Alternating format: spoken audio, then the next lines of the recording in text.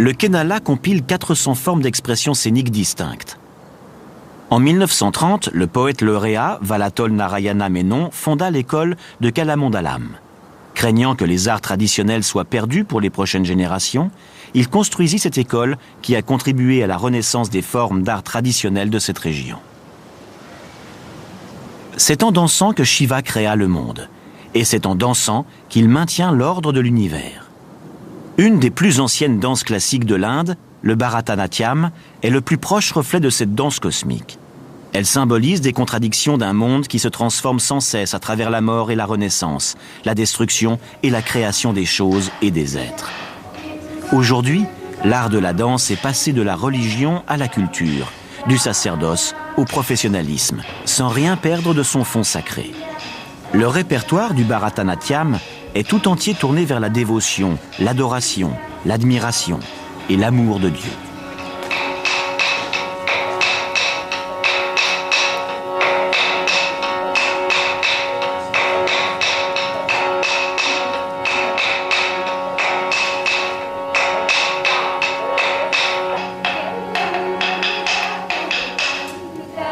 Selon la légende, la danse a été enseignée par Brahma au singe Bharata, qui en a codifié toutes les positions, les mouvements et les gestes des mains.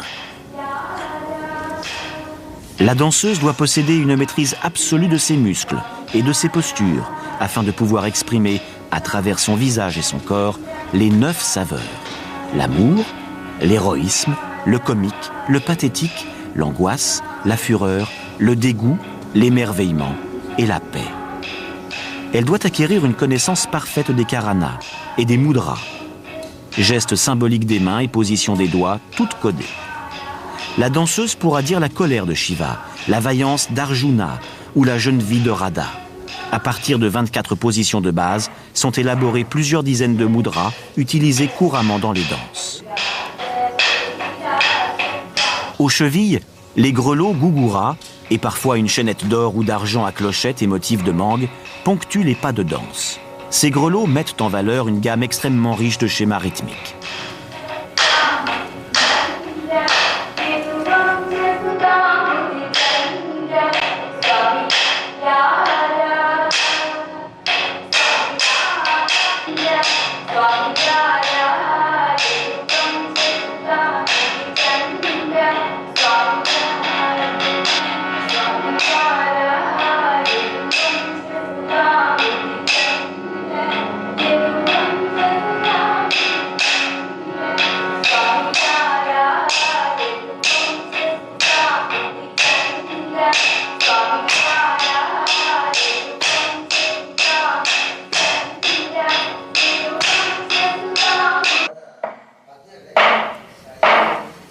Vishnu, le protecteur, est peut-être avec ses 10 avatars ou incarnations, le dieu le plus populaire dont s'inspire la danse classique indienne. La danse requiert de l'interprète un détachement des liens terrestres, un engagement total à la divinité et à son art.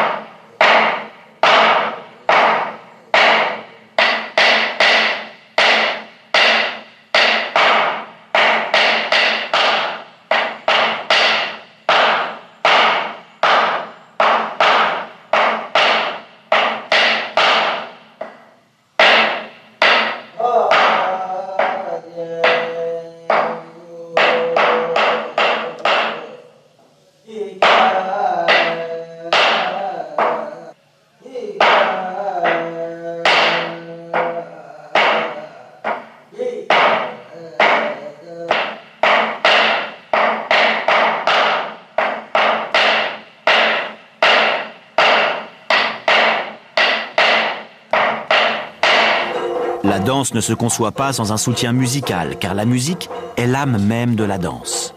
On croit, en Inde, que la création s'est manifestée d'abord par le son ou le nada. Les danseurs se font accompagner par des percussions diverses, capables de rythmer et de suivre leurs pas et leurs gestes.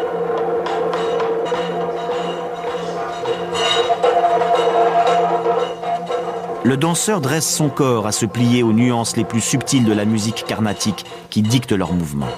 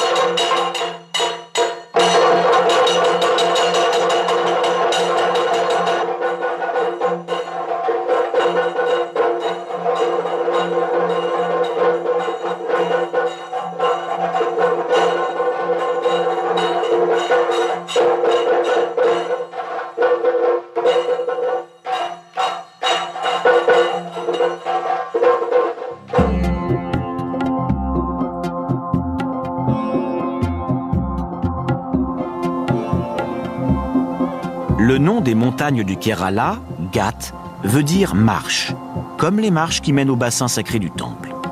Elles s'échelonnent parallèlement à la longue plage de 1500 km qui borde la mer. Au pied des montagnes, la région est recouverte d'une épaisse forêt bénie de torrents et de cascades. Autrefois couverte d'une jungle dense et habitée par des éléphants sauvages et des tigres, cette région est cultivée depuis la fin du XIXe siècle.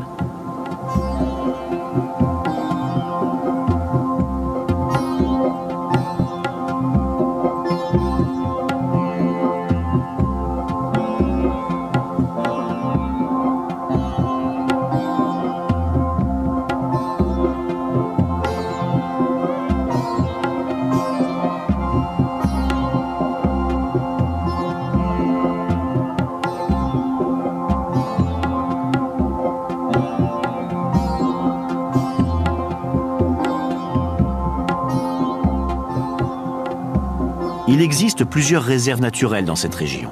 Ces réserves offrent une grande beauté naturelle en même temps qu'une superbe variété d'animaux. Munnar, ou Trois-Rivières en tamil, était un petit village qui s'est développé avec la culture du thé.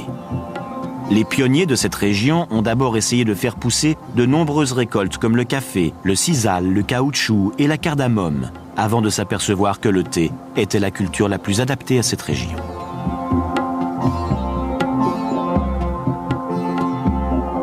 Au Kerala, on domestique encore les éléphants pour travailler dans les scieries. Ils déplacent les troncs après la coupe et les amènent sur les embarcadères.